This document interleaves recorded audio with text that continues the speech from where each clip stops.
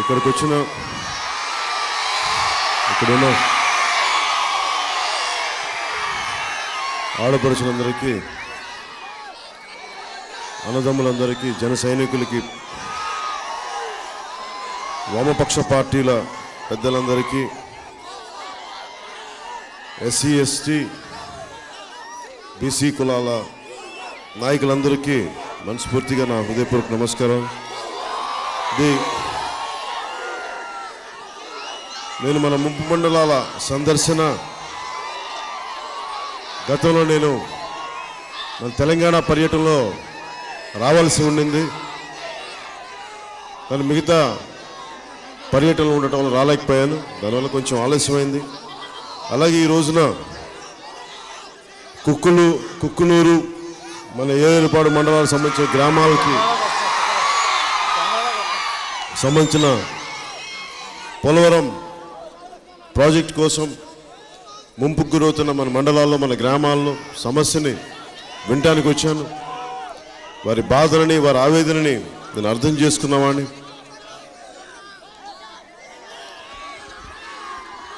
నేను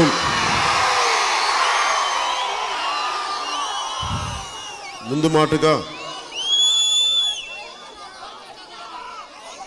పోలవరం ప్రాజెక్టు ఒక జాతీయ ప్రాజెక్టు, జాతీయ ప్రయోజనాల కోసం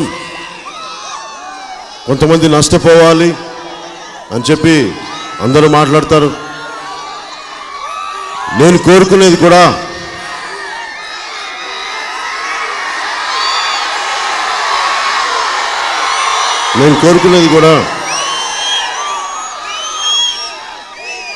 ఇన్ని కోట్ల మంది ప్రజలకి, దాదాపు లక్ష కుటుంబాల పైన ఇన్ని లక్షల మంది ప్రజలు త్యాగాలకు గురి అవుతున్నప్పుడు వారిని ఆదుకోకపోతే ఇంకెవరిని ఆదుకుంటాం? అందుకని జనసేన, పోలవరం నిర్వాసితులు మీ త్యాగాన్ని, జాతికి మీరు చేస్తున్న త్యాగాన్ని గుర్తించాల్సిన అవసరం ఉంది. అది జనసేన పార్టీ మనస్ఫూర్తిగా మీకు గుర్తించి అండగా ఉంటుంది.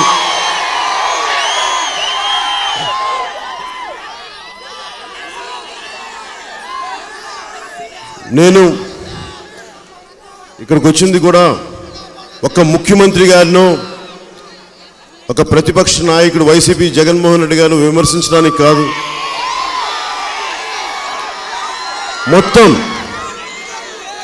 తెలంగాణలో, రాష్ట్రంలో ఉండిపోయిన మన 7 ముంపు మండలాలు జాతీయ ప్రయోజనాల దృష్ట్యా తిరిగి ఆంధ్రప్రదేశ్ రాష్ట్రంలో విలీనం చేయడం వల్ల చాలా కష్టాలు తెలుసుకుంటా ఉన్నాను. పొలం ఆంధ్రప్రదేశ్లో ఉండి, ఇల్లు ఆంధ్రప్రదేశ్లో ఉండి, పొలాలు తెలంగాణలో భూభాగంలో ఉండి, మొన్నటిదాకా ఒకటే రాష్ట్రంగా ఉండి 1 కిలోమీటర్ 2 కిలోమీటర్లో ఈ రోజున రాష్ట్రంకి వెళ్ళాలి. ఇదివరకు మామూలుగా రాకపోకలు సవ్యంగా సాగేవి. ఈ రోజున ఇందాక ఒక ఆటో సోదరుడు మాట్లాడుతున్న బాధలు వెళ్తే నాకు అధికారులు ఇదివరకు ఫ్రీగా వెళ్ళగలిగే వాళ్ళం, ఇప్పుడు వెళ్తుంటే నాకు ఫైన్ విధిస్తూ ఉన్నారు. జస్ట్ 2-3 కిలోమీటర్ల దూరంలో భద్రాచలం. ఇవన్నీ చూస్తే ముఖ్యంగా ముంపు మండలాలకు సంబంధించి ఒక ఖచ్చితమైన పర్యవేక్షణ చేయగలిగే ఒక మంత్రి కమిటీ ఒకటి కావాలి, ఒక శాసనసభ్యుల కమిటీ ఉండాలి. ఈ రోజు దాకా నాకు బాధ కలిగింది, ఒక అధికారి కానీ, ఒక కలెక్టర్ స్థాయి అధికారి కానీ, ఆంధ్రప్రదేశ్ సంబంధించిన ఒక ఎమ్మెల్యేలు కానీ, మంత్రులు కానీ, ముఖ్యమంత్రులు కానీ మన ముంపు మండలాలకి రాకపోవడం నాకు చాలా బాధ కలిగించింది.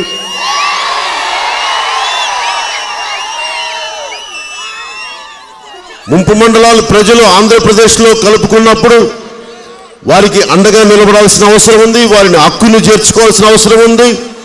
అంతేగాని వారిని సవతి బిడ్డల్లాగా చూసుకుంటే ఎట్లా? మీరు ముఖ్యమంత్రి గారిని అడుగుతా ఉన్నారు. అలాగే రాష్ట్రాలు విడిపోయినప్పుడు తెలంగాణలో ఏ ప్రాజెక్ట్ జరిగినా, ఎలాంటి విపత్తు వచ్చినా నష్టపోయేది ఎక్కువ శాతం, అత్యధిక శాతం ఎస్సీ కులాలు, షెడ్యూల్ ట్రైబ్స్, బీసీ కులాలు. దానికి ఉదాహరణే ఈ రోజున 65% ముంపు మండలాల్లో పునరావాసం కల్పించాల్సింది షెడ్యూల్ ట్రైబ్స్కి. మిగతా దానికి తీసుకుంటే బీసీ కులాలు, షెడ్యూల్ మనకి బీసీ కులాలు, ఆ తర్వాత మిగతా కులాలు ఓసీ కులాలు. ఇంతమంది త్యాగం చేస్తుంటే 2013 భూసేకరణ చట్టం ప్రకారం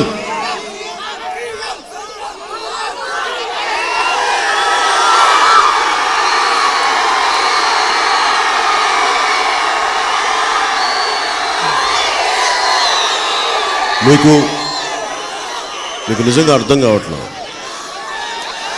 మీరు నన్ను సీఎం అంటే సీఎం అవను.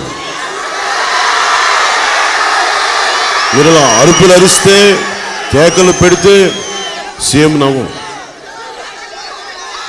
ఒక ఆడపడుచు కష్టాలు, కన్నీళ్ళు, నేను మీ ఉత్సాహాన్ని అర్థం చేసుకోగలను కానీ మీకు సాటి మనిషి కన్నీళ్ళు మీరు అర్థం చేసుకోకపోతే మీ ఇంత అరుపులు కేకలు ప్రయోజనాలు దేనికి? నేను అలాంటి వాడిని కాదు.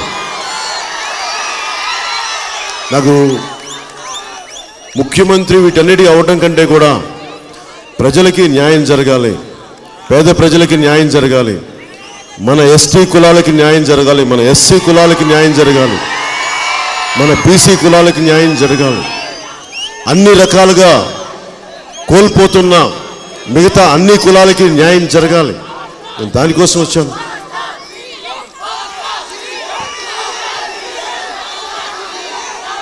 నిన్న మాట్లాడుతూ పోలవరం బాధితుల గురించి మాట్లాడుతూ ఒకటే, ఇన్ని కోట్ల ప్రతి ఒక్క ముఖ్యమంత్రి కానీ, ప్రతి కేంద్ర మంత్రి కానీ, ప్రతి ఎమ్మెల్యే కానీ అందరూ మాట్లాడేది పోలవరం ప్రాజెక్టు గురించి ఏదైనా మాట్లాడదామంటే జాతి ప్రయోజనాలని అడ్డుకుంటామని అడుగుతున్నారు. జాతి ప్రయోజనాలను అడ్డుకోవడానికి ఒక్క భూమి కోల్పోతున్న ఒక్క నిర్వాసితులు మాట్లాడలేదు. మాకు అడుగుతున్నది, మాకు న్యాయం చేయండి, మమ్మల్ని ఇళ్లలోంచి పంపించేస్తున్నారు, మాకు సరైన ఉపాధి అవకాశాలు లేవు, వ్యవసాయ అవకాశాలు లేవు, మా తరతరాలుగా ఉంటున్న ఇల్లుని, భూముల్ని కోల్పోయి జాతికి అంకితం చేస్తున్నాం, మమ్మల్ని కాపాడండి, మమ్మల్ని ఆదుకోండి అని గోడి పెడుతున్నారు. కానీ ఏ ఒక్కరు కూడా పోలవరం ప్రాజెక్టుని అడ్డుకోవట్లేదు. మరి ముఖ్యమంత్రి గారు కానీ మీరు ఇన్నిసార్లు పోలవరం రివ్యూ యాత్రలు పెడుతున్నారు. ప్రతిరోజు మీరు మీ కార్యాలయంలో కూర్చొని పోలవరంలో ఎంత మేరకు పని అయింది అని అడుగుతున్నారు. కానీ ఇన్ని లక్షల మంది నిర్వాసితులు ఇల్లు వాకిళ్ళు వదులుకొని జాతి ప్రయోజనాల కోసం రోడ్ల మీద పడుతుంటే మీరు ఒక్కసారి కూడా రివ్యూ చేయడానికి మీకు సమయం లేదు, ఒక్క సెకండ్ కూడా మీకు సమయం లేదు.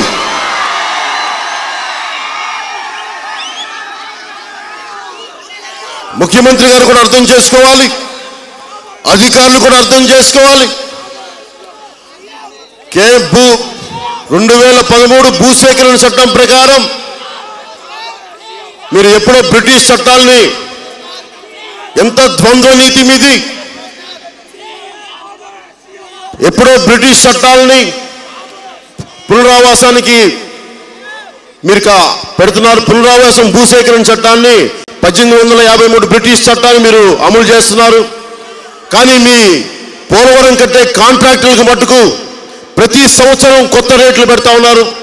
మొన్నటికి మొన్న 2018 రివ్యూ రేట్ల ప్రకారం మళ్ళీ కాంట్రాక్టులు పెంచారు మీరు పోలవరం కాంట్రాక్టర్స్కి.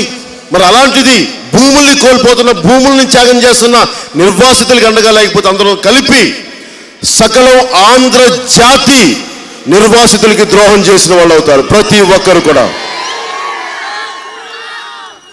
మన దేశ దౌర్భాగ్యం, బాక్రా నంగల్ దగ్గర నుంచి ఇప్పటిదాకా ఎప్పుడు జాతీయ ప్రాజెక్టుల కోసం, ఇరిగేషన్ ప్రాజెక్టుల కోసం భూములు కోల్పోయే వాళ్ళకి ఒక్కరు కూడా అండగా నిలబడలేకపోయారు, సంపూర్ణమైన న్యాయం చేయలేకపోయారు. వంశధార నిర్వాసితుల దగ్గర నుంచి, మన చింతలపూడి ఎత్తిపోతల పథకం రైతుల దగ్గర నుంచి ఈరోజు మన పోలవరం నిర్వాసితుల దాకా ఒకటే అన్యాయం. ఈ రోజున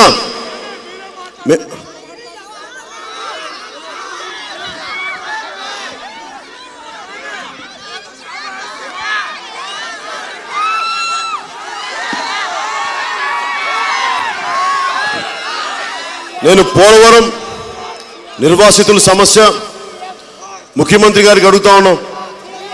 మీరు దాంట్లో పోలవరం 56,000 చిల్లర ప్రాజెక్టు, కోట్ల ప్రాజెక్టు ఇది. దాంట్లో అత్యధిక శాతం పునరావాసానికి 33,000 కోట్ల చిల్లర, 33,000 కోట్ల చిల్లర. దాంట్లో భూమి పరిహారానికి కానీ, దాంట్లో ఎక్కువ శాతం రీహాబిలిటేషన్కి, రీలొకేషన్కి దాదాపు 27,000 కోట్లు, 21,000 కోట్లు వారి పరిహారం చెల్లించాలి. కానీ ఈ రోజున కనీసం ముఖ్యమంత్రి గారు చెల్లించింది 4%. మరి మిగతాది ముందు భూసేకరణ చట్టం చెప్పేది నిర్వాసితులకి న్యాయం చేసిన తర్వాతే ప్రాజెక్ట్ ముందుకెళ్ళాలని. కానీ మీరు కాంట్రాక్టులకో ప్రాజెక్టులకో మీరు ముందుకెళ్తున్నారు. కానీ ఎవరైతే మనకి జీవితాలను త్యాగం చేశారో ఆ నిర్వాసితులకు న్యాయం చేయలేకపోతే పోలవరం ప్రాజెక్టు స్ఫూర్తి దెబ్బతింటుంది. మీరు ముఖ్యమంత్రి గారిని కూడా నేను ముంపు మండలాల నుంచి వేడుకుంటున్నాను, మీరు నిర్వాసితులకు న్యాయం చేయండి. నేను ఏమీ ఆశించకుండా మీ ప్రభుత్వానికి నిలబడటానికి నేను నిలబడ్డాను. జనసేన నిలబడింది, జన సైనికులు నిలబడ్డారు. నేను మీ జెండాలు మోసాం, మీ ఎజెండాలు ముందుకు తీసుకెళ్ళాం. నేను గుర్తుపెట్టుకోండి ఒకసారి, నేను కోరుకుంది కూడా మీరు మంచి పరిపాలన అందించండి. ఇరిగేషన్ ప్రాజెక్టులో ప్రజలు నష్టపోతున్నారు, దానికి మీరు సవ్యమైన న్యాయం చేయాలని చెప్పి గతంలో కూడా మీకు మనిద్దరం కలుసుకున్నప్పుడు గుర్తు చేశాను, చెప్పాను. భూసేకరణ చట్టాన్ని చాలా బాధ్యతగా అమలు చేయాలని చెప్పాను.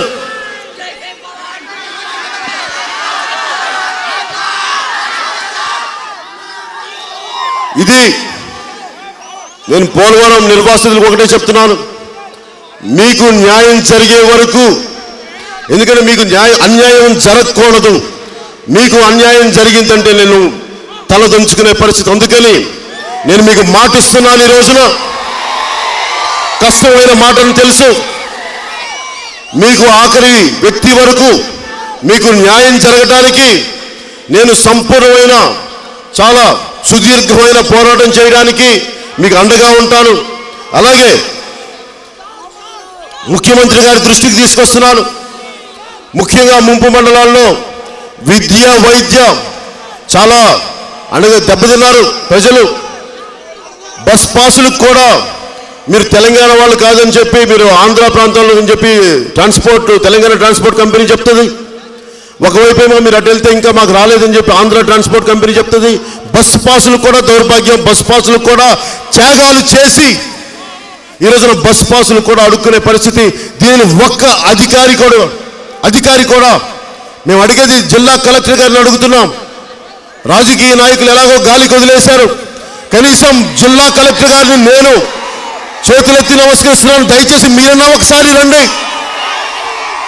ఒకసారి కన్నీళ్లు చూడండి, ప్రజల కష్టాలు చూడండి. ముఖ్యమంత్రి గారు మాట్లాడతారు, ప్రజలందరూ ఎస్టీలు, గిరిజనులు జనజీవన స్రవంతిలోకి రావాలి, మీరు అభివృద్ధి పదంలో రావాలి అంటే వారి జీవితాలను బతుకుతా ఉన్నారు. వారి జీవితాలను చిన్నాభిన్నం చేసి వారి కట్టించే ఇల్లు సరిగ్గా లేవు. మీరు ఒక్క గదిని 2 గదులు చేసేది డబుల్ బెడ్రూమ్ ఇల్లు అంటే ఎవరు ఉండగలరు, ఎలా ఉండగలరు? నిన్న సభలో కూడా చెప్పాను, మన దేశం కులాల ఆధారిత సమాజం, వృత్తి ఆధారిత కులాలు, మన షెడ్యూల్ కులాలు. మీరు ఒక ప్రాజెక్ట్ కడుతున్నారంటే ముఖ్యంగా అత్యధిక శాతం ఉన్న గిరిజనులే తీసుకుందాం. వారి సంస్కృతిని చంపేస్తున్నాం మనం. వారి పండుగలు ఎలా చేసుకుంటారు, వారి ఆచార వ్యవహారాలను ఎలా కాపాడుకుంటారు? ప్రభుత్వం ఉన్నది భిన్నత్వంలో ఏకత్వం అన్న రాజ్యాంగ స్ఫూర్తిని కాపాడటానికి ప్రభుత్వాలు ఉన్నాయి.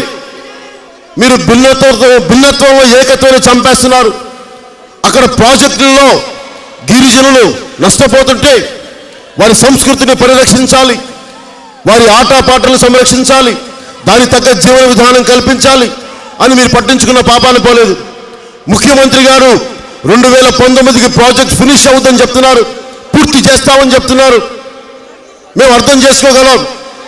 కానీ పునరావాసానికి సంపూర్ణ పునరావాసం చేయకుండా, నిర్వాసితులకి న్యాయం చేయకుండా మీరు ఎలా పూర్తి చేస్తారు? మీరు ఇప్పుడు దాకా పునరావాసం కేవలం 4% మీరు చేశారు. 21,000 కోట్లలో మీరు చేసింది దాదాపు 2,000 చిల్లర కోట్లు. మిగతాది గాలికి వదిలేశారు. మీరు కాంట్రాక్టర్లకి అండగా నిలబడినంతగా ఎవరైతే త్యాగం చేశారో, ఎవరి బిడ్డల జీవితాలు నిర్వీర్యం అయిపోతున్నాయో, ఎవరి తరాలు ఛిద్రం అయిపోతున్నాయో వారికి మీరు అండగా లేరు. ఇవన్నీ చేస్తే ముఖ్యమంత్రి గారు చెప్తా ఉన్నాం, ప్రజా ఉద్యమాలు వస్తాయి. ప్రజా ఉద్యమాలు ఉట్టినే పుట్టవు. ప్రజా ఉద్యమాలు సరదాకి రావు. కడుపు మండి ఆకలి కేకల నుంచి, వేదనల నుంచి ప్రజా ఉద్యమాలు పుడతాయి. మీరు ఎంత పోలీస్ వారితోటి మిమ్మల్ని అణగదొక్కుతా ఉన్న ప్రజా ఉద్యమాలు మీరు అణచలేరు. దయచేసి ఇది అర్థం చేసుకోండి. కేవలం మిమ్మల్ని మీరు మంచి సుపరిపాలన అందించాలని చెప్పే నేను పోటీ చేయకుండా మిమ్మల్ని ముఖ్యమంత్రి స్థానంలో మా వంతు కృషి మేము చేశాం. ఇందాక ఒకవైపు షెడ్యూల్ కులాలది ఈ సమస్య అయితే, షెడ్యూల్ ట్రైబుల్ది ఈ సమస్య అయితే, ముఖ్యంగా మన ఇక్కడున్న వెనుకబడిన కులాలు చాలా వరకు ఆంధ్రప్రదేశ్లో గుర్తించబడట్లేదు. ఉదాహరణకి ఇందాక మున్నూరు కాపు సంఘాలు కూడా నాతో మాట్లాడుతూ ఉన్నాయి. మున్నూరు కాపులు అక్కడ ఆంధ్రప్రదేశ్లో బీసీలుగా గుర్తించబడట్లేదు. నేను వారిని ఒకటే కోరుకుంటున్నాను, అక్కడ తెలంగాణలో ఉత్తరాంధ్రకి సంబంధించిన బీసీ కులాలు అక్కడేమో తెలంగాణలో గుర్తించబడట్లేదు. కేసీఆర్ గారిని, తెలంగాణ ముఖ్యమంత్రి గారిని, ఆంధ్రప్రదేశ్ ముఖ్యమంత్రి చంద్రబాబు గారిని ఒక్కసారి మీ ఇద్దరు కూర్చొని ఇంత అన్యాయం జరుగుతూ ఉంది, రెండు సైడ్ల రెండు వైపులా ప్రజలు ఈ బీసీలుగా గుర్తించబడట్లేదు, ఆ బీసీ స్టేటస్ని పునరుద్ధరించమని మిమ్మల్ని ముంపు మండలాల నుంచి మీ ఇద్దరిని 2 చేతులెత్తి వేడుకుంటున్నాను. అలాగే ఈ సమస్యని జాతీయ బీసీ కమిషన్కి వారి దృష్టికి తీసుకెళ్తాను. వీటన్నిటినీ మీకు ఏ సమస్యలు ఉన్నా కానీ జనసేన మీ వైపు అండగా ఉంటుంది. జనసేనను మిమ్మల్ని ముందుకు తీసుకెళ్తే మీ సమస్యలను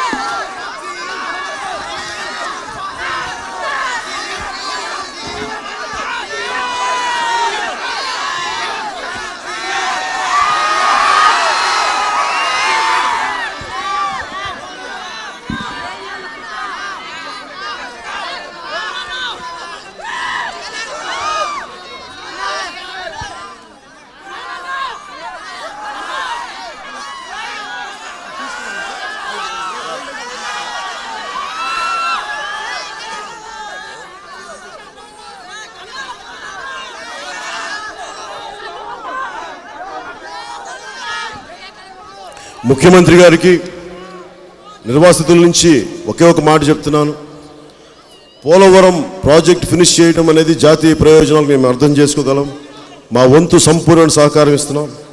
కానీ వారు చెప్తుంది ఒకటే, పోలవరం మీద ఉన్న శ్రద్ధ నిర్వాసితుల్ని పునరావాసం మీద మీకు లేదు. దయచేసి దీనిని మీరు అర్థం చేసుకోండి.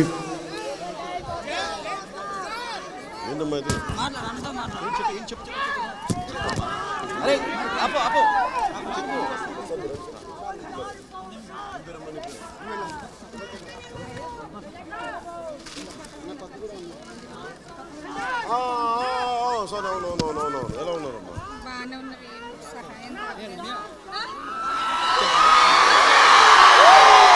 ఏం సహాయం చేయలేదండి.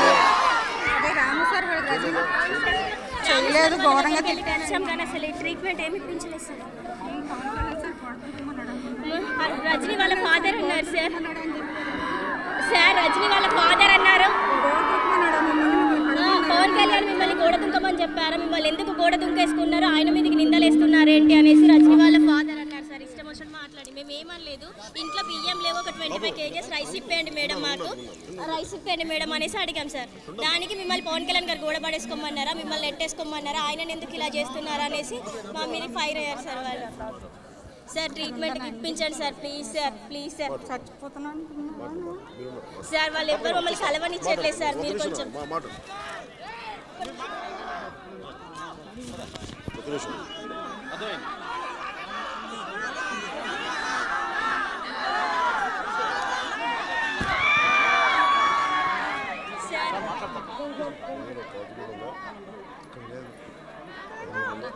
మీరు ఎక్కడున్నారమ్మా? మీరు ఉండండి.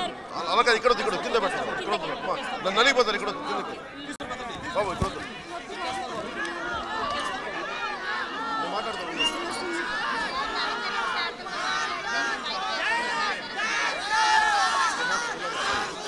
ఇక్కడ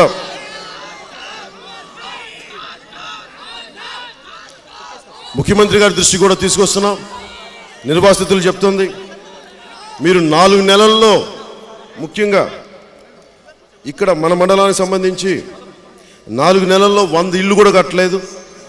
6 నెలల్లో 4000 ఇళ్ళు ఎలా కడతారు? మీరు వీళ్ళకి పునరావాసం చేయకుండా మీరు ఏం న్యాయం చేస్తారు? ఇది నిర్వాసితుల్లో ఉన్న ప్రశ్నలు, వాస్తవాలు, ఇవి సత్యాలు. అలాగే ఈ 2 మండలాల్లో ఇట్లా ఉంటే తూర్పుగోదావరిలో జిల్లాలో కలిపేసిన మిగతా మండలాలు, తెలంగాణ మండలాల్లో ఇంకా ఇప్పుడు దాకా సర్వేలు కూడా జరగలేదు, ఇంకా సరైన న్యాయం చేయట్లేదు, ఇవన్నీ చెప్తా ఉన్నారు. అందుకని ముఖ్యమంత్రి గారి దృష్టికి తీసుకొస్తున్నాం. ఇది నేను పోలవరం మీద నా సమస్య కూడా ఎలా ఉంది అంటే, నేను ప్రజల సమస్యల గురించి పోరాడుతున్నప్పుడు, అన్యాయం జరుగుతుందని పోరాడుతున్నప్పుడు తెలుగుదేశం నాయకులు దాన్ని ఎలా ప్రొజెక్ట్ చేస్తారంటే, నేను అభివృద్ధికి వ్యతిరేకలాగా మాట్లాడతారు. నేను కోరుతుంది అన్యాయం జరుగుతుంది, న్యాయం చేయమని అడుగుతున్నాను కానీ ప్రాజెక్టులు ఆపమని కానీ ఏ అభివృద్ధిని నేను అడ్డుకోను. ఇది మీరు బయటికి ఇలా మాట్లాడితే, అందుకే నేను స్వయంగా ముఖ్యమంత్రి మీద మాట్లాడితే, తెలుగుదేశం ప్రభుత్వం మీద మాట్లాడితే వారికి క్షమ కుట్లేనా లేదు. అందుకని నేను ఒకటే కోరుకుంటున్నాను, దీంట్లో ఆంధ్రప్రదేశ్ ప్రజలు భాగస్వామ్యం తీసుకోవాలి. ప్రతి ఒక్కరూ కూడా మన ప్రయోజనాల కోసం పోలవరం ప్రాంతానికి సంబంధించిన గిరిజనులు, బీసీ కులాలు, ఎస్సీ కులాలు, మిగతా అగ్రవర్ణాల పేదలు, అగ్రవర్ణాలు అన్నీ కలిపి త్యాగం చేస్తున్నారు.